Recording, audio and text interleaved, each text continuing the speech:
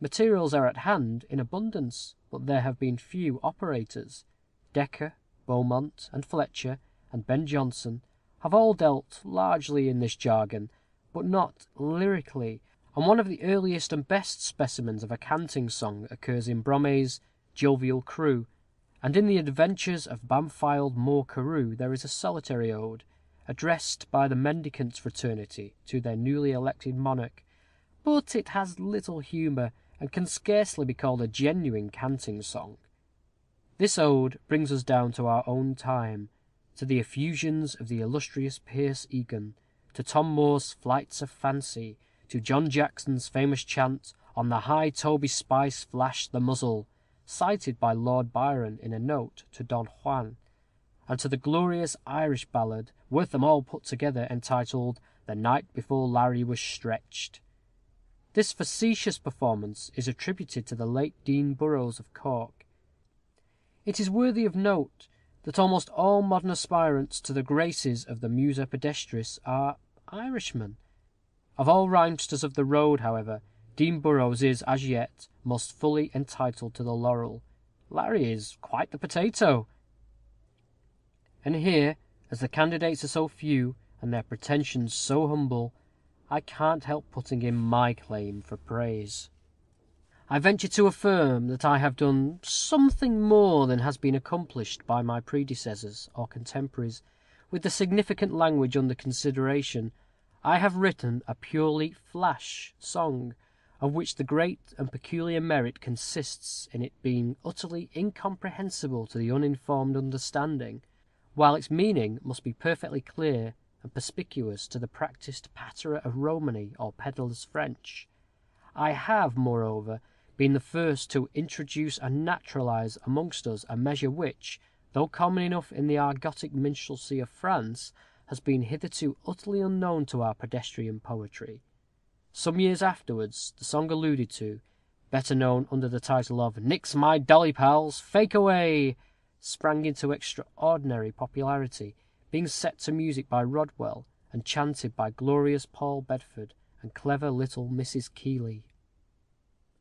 Before quitting the subject of these songs, I may mention that they probably would not have been written at all if one of the earliest of them, A Chance Experiment, had not excited the warm approbation of my friend Charles Ollier, author of the striking romance of Ferrers.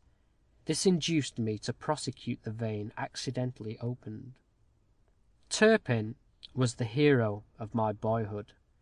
I had always a strange passion for highwaymen, and have listened by the hour to their exploits, as narrated by my father, and especially to those of Dauntless Dick, that chief minion of the moon. One of Turpin's adventures in particular, the ride to Hoff Green, which took deep hold of my fancy, I have recorded in song. When a boy, I have often lingered by the side of the deep old road where this robbery was committed, to cast wistful glances into its mysterious windings, and when night deepened the shadows of the trees, I have urged my horse on his journey from a vague apprehension of a visit from the ghostly highwayman. And then there was the Bollin, with its shelvy banks, which Turpin cleared at a bound, the broad meadows over which he winged his flight, the pleasant bowling green of the pleasant old inn at Hoff, where he produced his watch to the Cheshire squires, with whom he was upon terms of intimacy, all brought something of the gallant robber to mind.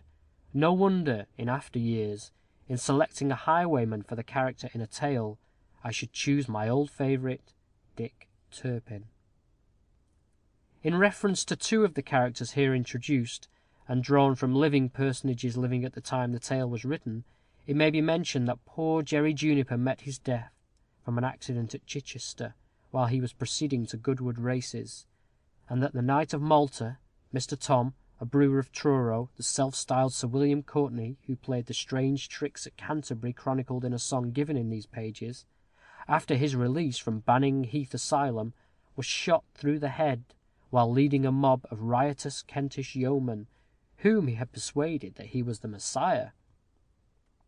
If the design of romance be, what it has been held, the exposition of a useful truth by means of an interesting story, I fear I have but imperfectly fulfilled the office imposed upon me, having, as I will freely confess, throughout, and I rather to the reader's amusement than his edification.